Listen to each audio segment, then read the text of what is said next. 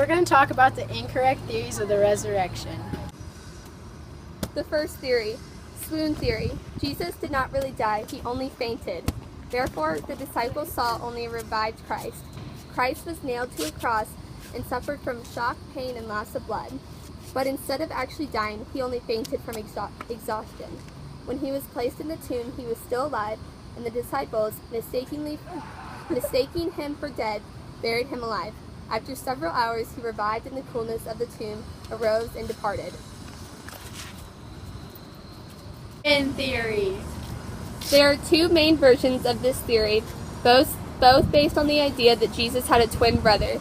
In one version, the twin dies on the cross instead of Jesus. And in The hallucination theory. This theory says all of Christ's post-resurrection appearances were really only supposed appearances because actually the people only had hallucinations. In this way, all the post-resurrection appearances can be dismissed. But how could 500 people have hallucinations at the same time? The spiritual resurrection theory. This is the view that Christ's resurrection was not a real physical resurrection.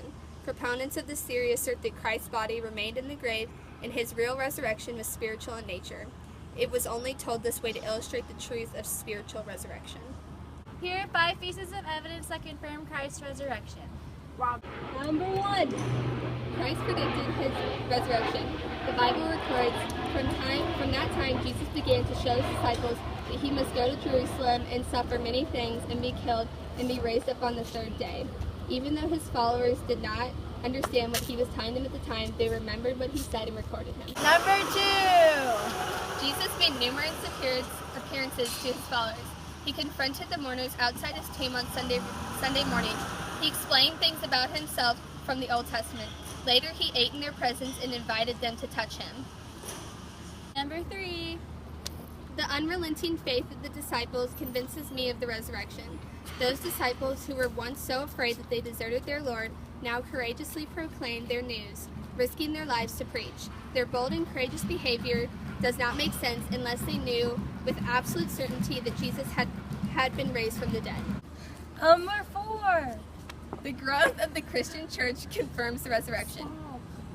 Peter's first sermon, which dealt with Christ's resurrection, stirred people to receive him as their living Savior. Number 5. Finally, the testimony of hundreds of millions of transformed lives through the centuries shows the power of the resurrection. You're so good. You didn't record it! Oh yes, my. I did.